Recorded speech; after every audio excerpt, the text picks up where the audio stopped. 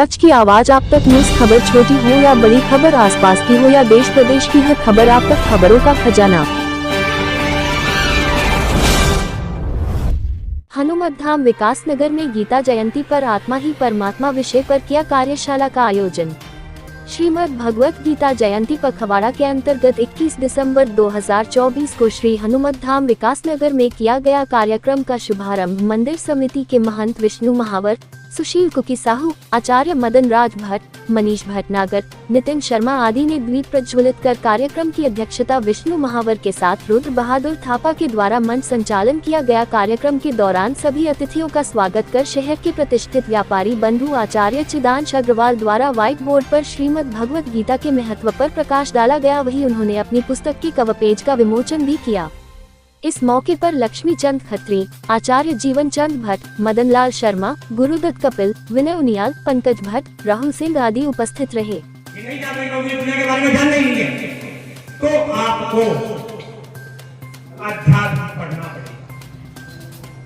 आगामी युवा पीढ़ी जो फिलहाल ऐसा लगता है देखने में कि धर्म से विमुख होती जा रही है, या फिर वो इतनी अधिक ऐसा समझती है कि उसने सड़क पर बैठकर हनुमान चालीसा का पाठ कर लिया तो वो बहुत बड़ी धार्मिक है।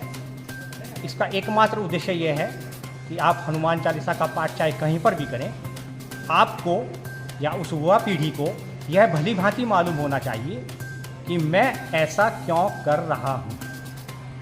आज के कार्यक्रम का उद्देश्य आत्मा ही परमात्मा है, जो मैं एक पुस्तक अभी अंडर प्रोसेस है, लिख रहा हूँ।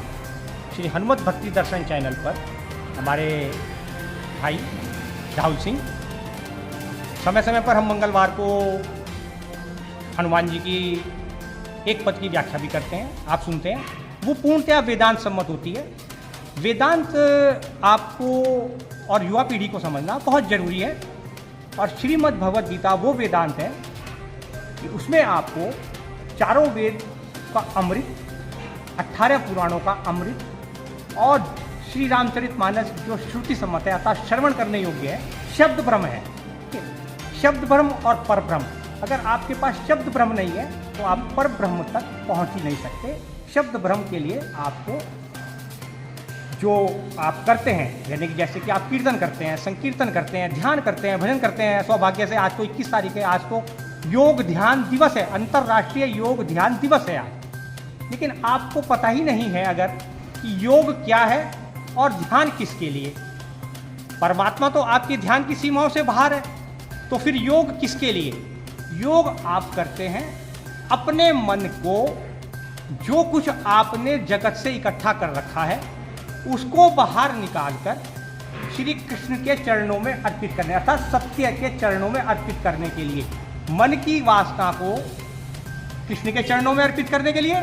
और अगर आपकी कोई कामना है, यानी कि आपको मनोकामना है, तो वो भी कामना आपकी इतनी ऊंची होनी चाहिए जैसे मीराबाई की वो कामना है श्री कृष्ण की कामना। ये अगर कॉन्सेप्ट बिल्कुल क्लियर युवा पीढ़ी समझ जाए तो वो न केवल भारत का उद्धार करेगी बल्कि विश्व का भी उद्धार करेगी। इतना उद्देश्य था, इसको हम आगे और बढ़ाएंगे। फिर हमारे निवेदन करेंगे हम सभी दर्शकों से और श्री हनुमत भक्ति दर्शन चैनल से जुड़े हुए, और भाई अभी वर्मा से भी है, हमारे रुद्र बहादुर थापा जी के भी कई चैनल चल रहे हैं।